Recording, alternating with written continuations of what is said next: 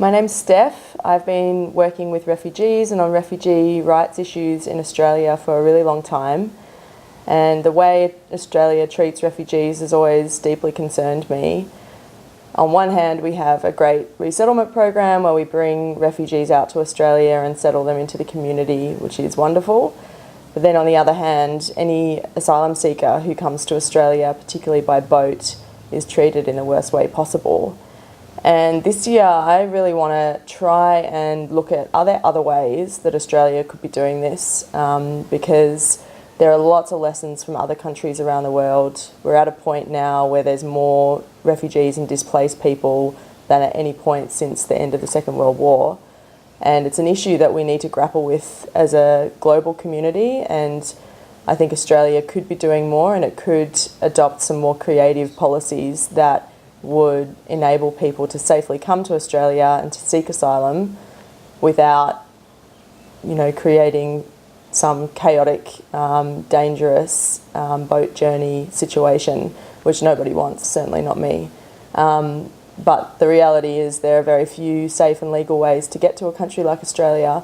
So one of the things I want to look at this year is, where is this possible? Which countries are actually creating safe and legal routes for refugees and asylum seekers? How do they do it? How do they do it safely?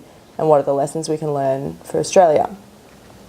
So right now I'm in Brazil, which is a pretty fascinating context. Brazil has about 70,000 refugees and asylum seekers. They have a pretty open border policy, so they've got refugees and asylum seekers who come across the border either from other parts of South America or Central America, particularly a lot of Venezuelan asylum seekers are crossing the border in the north of Brazil right now. They also have a humanitarian intake program. They take refugees from Syria, for example. They've got an interesting approach to that. It's not technically resettlement, it's more that Syrians who approach an embassy, a Brazilian embassy overseas, can essentially, stake their claim, and the Brazilian government will give them a tourist visa so they can safely arrive in Brazil, and then they seek asylum once they arrive. There's also refugees from all over, and Brazil also has an arrangement with the people of Haiti where Haitians can come to Brazil on a humanitarian visa as well. So I've been meeting lots of refugees, Syrian in particular, and a couple of people from Haiti. I'm going to meet some Venezuelan refugees when I go up to the north of Brazil. And it's pretty fascinating. Brazil's approach, being very, very open, is very positive in that sense, and people don't seem to freak out about having 70,000 refugees and asylum seekers in the country, although that's not uniform and there is backlash like in any country. But generally Brazil's very welcoming, and refugees get access straight away to healthcare, to the schooling system. Refugees who are low income or have families get access to a family payment within 2 weeks. I spoke to a woman yesterday who said her friend who's a refugee got onto a family payment within 2 weeks of arriving in the country, which is kind of incredible. I can't imagine Centrelink being able to do that. And Brazil's a really big country. There's 207 million people in Brazil. It's the eighth largest economy in the world.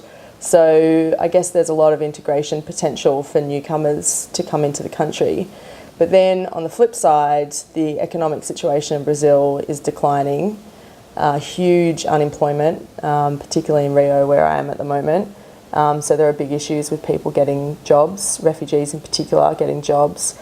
And it's still, while it's a powerhouse economically in a lot of ways, it's still a poor country in the sense that there are 50 million people below the poverty line.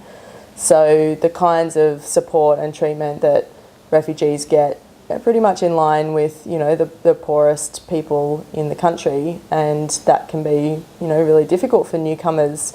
It's a bit of a sink or swim situation where people land at the airport or the border crossing and they've got to, for the most part, fend for themselves.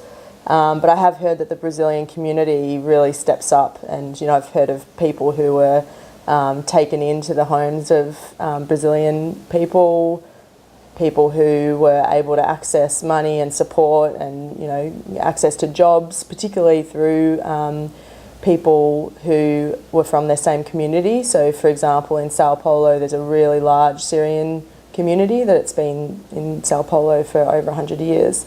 And that community's been really welcoming and supportive of the Syrian refugees who have arrived, and they've provided a lot of support, also through the mosques and through different community groups. So I think that's also a really important learning for me, because in Australia, a lot of that community support is really coordinated by government, or it's outsourced by government to community, I guess. Whereas in Brazil, government is a bit more hands-off, and it just allows all this really interesting organic support from the community for refugees. So that's something I'm going to explore a bit more on this trip, because I think one of the reasons why Australia is reluctant to increase the number of refugees that it takes through resettlement is because it's very expensive, because all of these services are provided. But in a way, you could almost put more of the, responsibility for that on members of the community, which is perhaps a bit controversial, but could have better outcomes for people. So I think, my reflections on Brazil so far, the country really shows that, and this is kind of obvious to a lot of people who've worked in, around the world outside of the Australian context, that the country is able to manage being quite open. And, if an asylum seeker comes to Brazil, they will not be turned away. They will not be returned. There are some aspects of backlash in the community, some, talk of maybe trying to make it harder for people. But at this point, really, it is quite open. And a lot of people come as a result of that. But people do not lose their heads over it. And they've done it in a way that they've actually reached out to certain communities that they think might be at risk of taking a dangerous journey, like the Haitians, like the Syrians, and they've made it really easy for them to come legally with a visa so that they don't have to take a dangerous journey. And I think that just totally undercuts any risk of irregular migration to Brazil, like people smugglers. There'd just be no point in getting a people smuggler journey to Brazil, given the context here. So, for me, it's pretty fascinating, and you can really apply that experience to the Australian context and think, what could happen if we took that approach instead of the current deterrence-based approach, which, has results in terms of stopping boats, but it doesn't have results in terms of making it easy for a large number of people to settle. And if you look at the economic and social situation in Brazil, even though it's a big country, Australia is in a much better position to settle people quickly and easily in the community because of our economic situation than Brazil is.